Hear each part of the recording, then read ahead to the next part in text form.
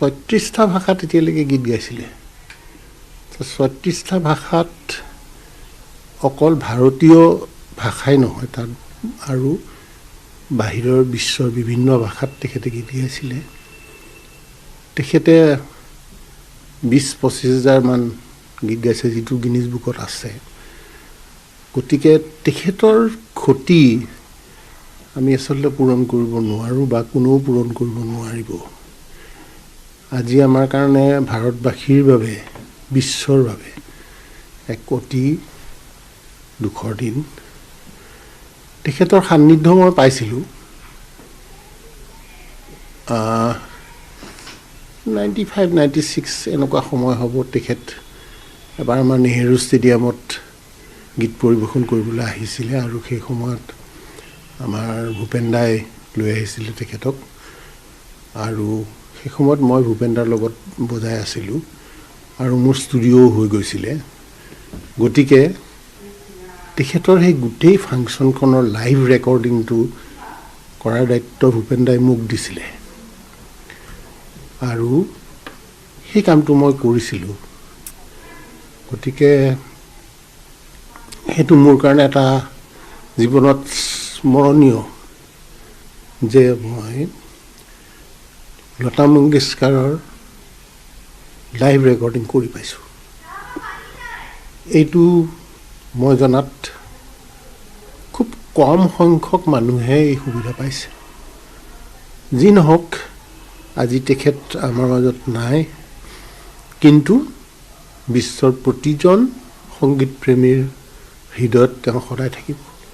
কেতিয়াৰ আছিলে আপোনাৰ লাইভ প্ৰগ্ৰাম যেটো আছিলে কিমান চনৰ কথা আছে এটো 95-96 এনেকুৱা সময়ৰ কথা হ'ব মোৰ এক্স্যাক্টলি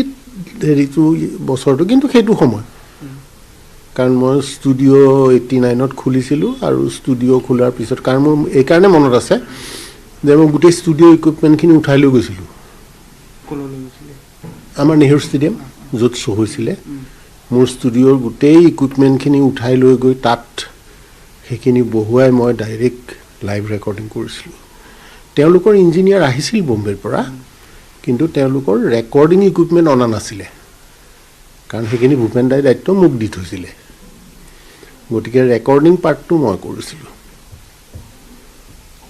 আৰু একেবাৰে কাষৰ পৰা পাইছে নেকি আপুনি যেহেতু একদম পাইছোঁ কৈছিলে সেইটো সময় কিবা কৈছিলে তেনেকুৱা কোৱা নাই কিন্তু যেতিয়া আমি গ্ৰীণ ৰুমত আহিছোঁ ভূপেন দাই চিনাকি কৰি দিছে তো সেইখিনি সুবিধা পাইছোঁ তেওঁৰ আশীৰ্বাদ দিছে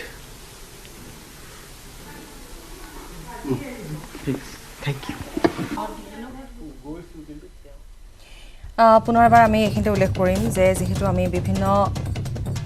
গৰাকীৰ মনৰ ভাৱ আমি ল'বলৈ চেষ্টা কৰিম কিন্তু এই মুহূৰ্তত এটা ব্ৰেকিং নিউজ আহিছে আৰু সেই ব্ৰেকিং নিউজ আমি জনাব বিচাৰিছোঁ প্ৰয়াত লতা মংগেশকাৰলৈ টিম ইণ্ডিয়াৰ শ্ৰদ্ধাঞ্জলি ৰোহিত বাহিনীয়ে জনাইছে শ্ৰদ্ধাঞ্জলি ক'লা বেজ পিন্ধি নামিব খেলপথাৰত ৱেষ্ট ইণ্ডিজৰ বিৰুদ্ধে প্ৰথম এদিনীয়াত বাহুত ক'লা বেজ পিন্ধি নামিব খেলপথাৰত এই মুহূৰ্তৰ ব্ৰেকিং নিউজ পুনৰ এবাৰ কৈছোঁ প্ৰয়াত লতা মংগেশকাৰলৈ টিম ইণ্ডিয়াৰ শ্ৰদ্ধাঞ্জলি ৰোহিত বাহিনীয়ে শ্ৰদ্ধাঞ্জলি জ্ঞাপন কৰিছে আৰু এইখিনিতে উল্লেখ কৰিম যে লতা মংগেশকাৰ বা লতাজীৰ প্ৰিয় খেল আছিল ক্ৰিকেট যেতিয়াই ক্ৰিকেট মেচ হৈছিল তেওঁ ছ'চিয়েল মিডিয়া যোগে তেওঁ টুইট কৰিছিল আৰু তেওঁ সদায় তেওঁ শুভকামনা জনাইছিল তেওঁ সদায় উৎসাহিত আছিল ক্ৰিকেটক লৈ তেওঁ খুবেই বেছি ক্ৰিকেট প্ৰেমী আছিল ক্ৰিকেট অনুৰাগী আছিল আৰু যাৰ বাবে হয়তো আজিৰ দিনটোত লতা মংগেশকাৰলৈ টিম ইণ্ডিয়াই শ্ৰদ্ধাঞ্জলি জ্ঞাপন কৰিছে ৰোহিত বাহিনীয়ে শ্ৰদ্ধাঞ্জলি জ্ঞাপন কৰিছে ক'লা বেজ পিন্ধি খেলপথাৰত নামিব ৱেষ্ট ইণ্ডিজৰ বিৰুদ্ধে প্ৰথম এদিনীয়াত বাহুত ক'লা বেজ পিন্ধি শ্ৰদ্ধাঞ্জলি জ্ঞাপন কৰি আজি খেলপথাৰত নামিব ৰোহিত বাহিনী এই মুহূৰ্তৰ বিগ ব্ৰেকিং নিউজ পুনৰ এবাৰ জনাম যে লতা মংগেশকাৰলৈ টিম ইণ্ডিয়াৰ শ্ৰদ্ধাঞ্জলি ৰোহিত বাহিনীয়ে শ্ৰদ্ধাঞ্জলি জনাইছে ক'লা বেজ পিন্ধি খেলপথাৰত নামিব ৱেষ্ট ইণ্ডিজৰ বিৰুদ্ধে প্ৰথম এদিনীয়াত বাহুত ক'লা বেজ পিন্ধি নামিব খেলপথাৰত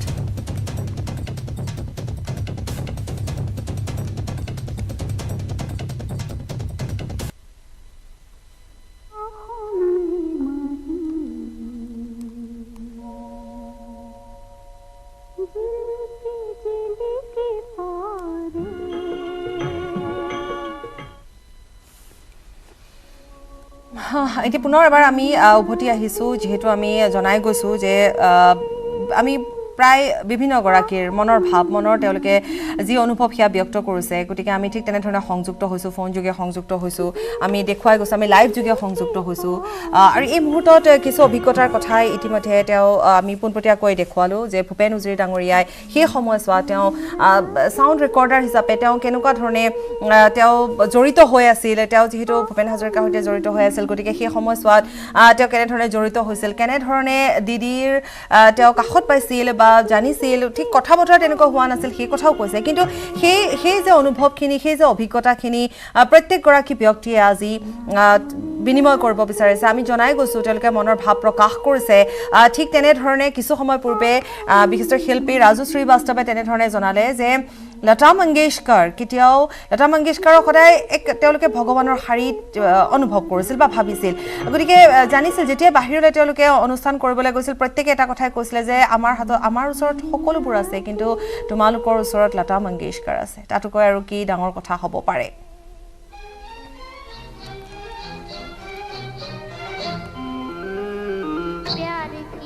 पूरे देश के लिए और विशेषकर संगीत में जिनकी रुचि है और संगीत के क्षेत्र के लिए ये अपूर्णीय क्षति है। लता जी का जीवन बचपन से ही संगीत को समर्पित रहा। सुर साधना में अंतिम सांस तक वो अपना योगदान करती रही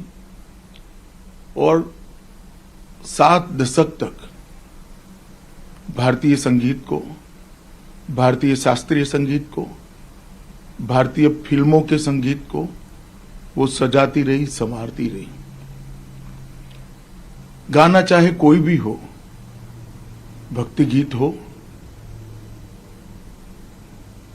चाहे शास्त्रीय संगीत हो या चाहे फिल्मी गाने हो लता जी ने सभी प्रकार के गानों से उनके चाहने वालों के मन को मोहा है। लता जी की आवाज ईश्वर की देन थी। जैसे कोई बच्चे की मुस्कान का कोई धर्म कोई मजहब नहीं होता है उगते हुए सूर्य की रोशनी का कोई मजहब कोई धर्म नहीं होता है फूलों की खुशबू का कोई मजहब कोई धर्म नहीं होता है इसमें ईश्वर का आवास होता है। इसी प्रकार से लता जी की आवाज का भी कोई मजहब कोई धर्म कोई सीमाएं नहीं थी वो पूरे विश्व को ईश्वर की देन थी। मेरे व्यक्तिगत जीवन में भी लता जी से मेरे घनिष्ठ रिश्ते रहे हैं। कई बार मेरे जीवन के नाजुक से नाजुक पलों में मुझे उन्होंने ढाढ़स बंधाने का भी काम किया है और हमेशा उन्होंने जब भी फोन किया तो फिल्म इंडस्ट्री के लिए किया या संगीत के लिए किया। इतना समर्पित जीवन आज हम सब के बीच में नहीं रहा है। युगों तक लता जी की स्वर साधना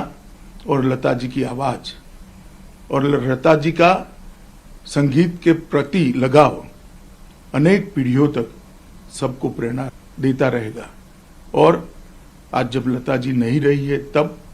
मेरे जैसे करोड़ों उनके चाहने वाले एक रिक्तता का अनुभव कर रहे हैं और ये जो शून्यावकाश हुआ है वो काफी लंबे समय तक भारतीय संगीत में उसकी क्षतिपूर्ति होना मैं असंभव देखता हूँ। लता मंगेशकर ने अनेक भारतीय भाषाओं के संगीत को भी अपने योगदान से मजबूत करा लोकप्रिय किया और मूल शास्त्रीय संगीत से बने गानों से उन्होंने नई पीढ़ी को भी शास्त्रीय संगीत को जानने का और उसकी मधुरता को पहचानने का मौका दिया। आज लता जी हमारे बीच में नहीं है।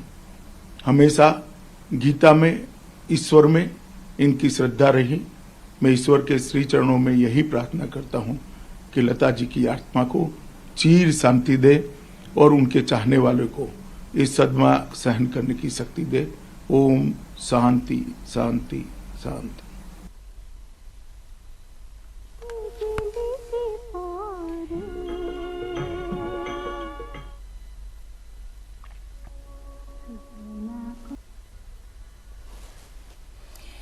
বিৰতিৰ পাছত উভতি আহিছোঁ আৰু যেহেতু আমি আজি এই খবৰৰ ওপৰতে দৃষ্টি নিবদ্ধ ৰাখিছোঁ আমি শেহতীয়া সকলো খবৰ জনাবলৈ চেষ্টা অব্যাহত ৰাখিছোঁ ব্ৰেছকেণ্ডি হাস্পতালৰ পৰা ইতিমধ্যে 12:30 বজাত যেহেতু নচৰতে বাসগৃহলৈ লৈ যোৱা হৈছে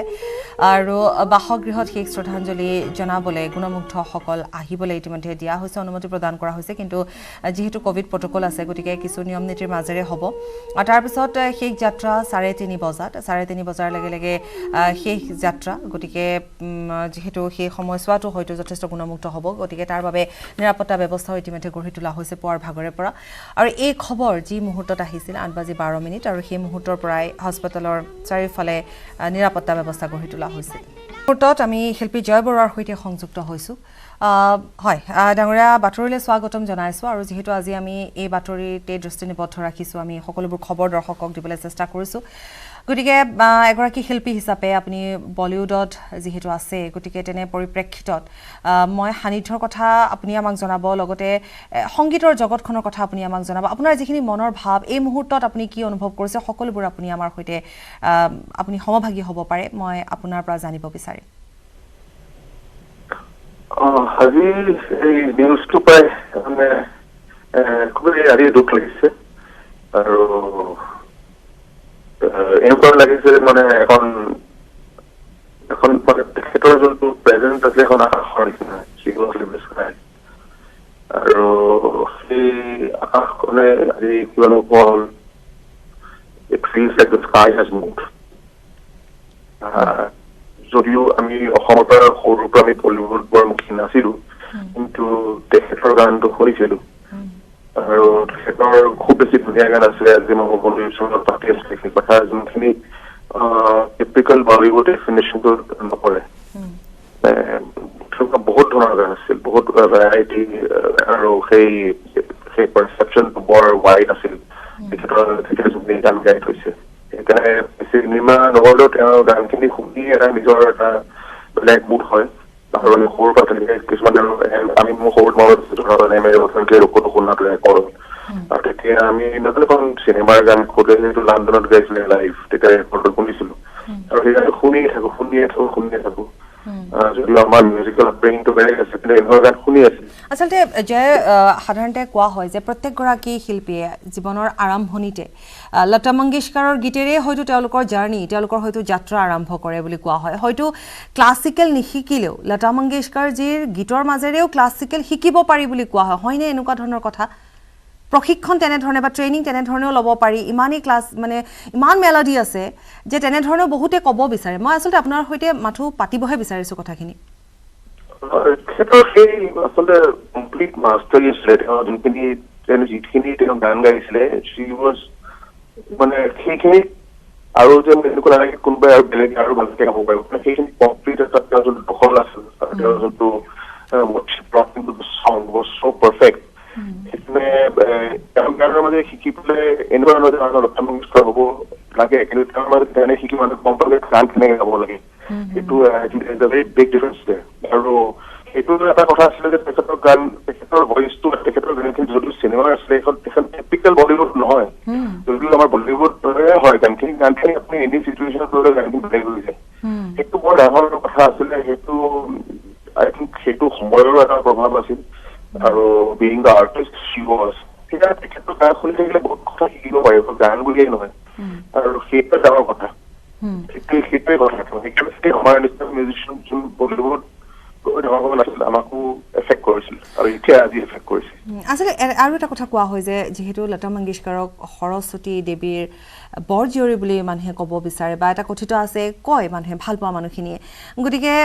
ঠিক তেনেধৰণৰ হয়তো এক প্ৰকাৰ এনেকুৱা ধৰণৰ এটা শব্দ তাত ব্যৱহাৰ কৰিব পাৰি নেকি যে লতা মংগেশকাৰ নিজে এক শিক্ষানুষ্ঠান নিজে এক প্ৰতিষ্ঠান আছিল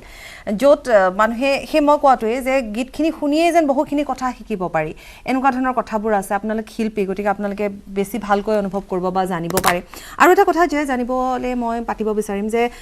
কোৱা হয় যে লতাজীয়ে খুব সাধাৰণভাৱে তেওঁৰ জীৱনটো অতিবাহিত কৰিছিল খুব মাৰ্জিতভাৱে সাধাৰণভাৱে একেবাৰে জীৱন তেওঁ অতিবাহিত কৰিছিল হয় তেওঁ সেই চিম্পলিচিটিটো আছিলে মহানগৰ তেওঁলোকে ইমানখিনি যোনখিনি তেওঁলোকে সংগীতৰ গান কৰি থৈছে যিখিনি গান গাই থৈছে তাত সেইখন ইমান এখন কমপ্লিকেটেড এখন পৃথিৱীত তেওঁলোকে কাম কৰিছিল ইমান দিন তেওঁলোকৰ নিজৰ জীৱনটো সেইকাৰণে খুব সাধাৰণভাৱে খুব বেছি চিম্পল কৰি থৈছিল তেখেতেও আশা বৰছে হওক আপুনি যদি বেছিক লেভেলৰ লগত ইণ্টাৰেকশ্যন কৰে তেতিয়াহ'লে কথা বতৰাবোৰ খুবেই বেছি চিম্পল হয় হয় জয় বৰুৱা আপোনাক এতিয়া মই ধন্যবাদ দিব লাগিব কাৰণ আমি বাটৰ পৰা বিদায় লোৱাৰ সময় হৈছে আপুনি এইখিনি সময় আমাক দিলে তাৰ বাবে আপোনাক বহুত বহুত ধন্যবাদ আৰু এনেধৰণে আমি চেষ্টা অব্যাহত ৰাখিম কাৰণ প্ৰত্যেকগৰাকী শিল্পী বিশিষ্ট ব্যক্তিয়ে আজি মনৰ ভাৱ প্ৰকাশ কৰিছে আমাৰ সৈতে আমি জনাই যাম আৰু প্ৰতি মুহূৰ্তৰ খবৰো আমি দি যাবলৈ চেষ্টা কৰিম কিন্তু বাটৰ পৰা বিদায়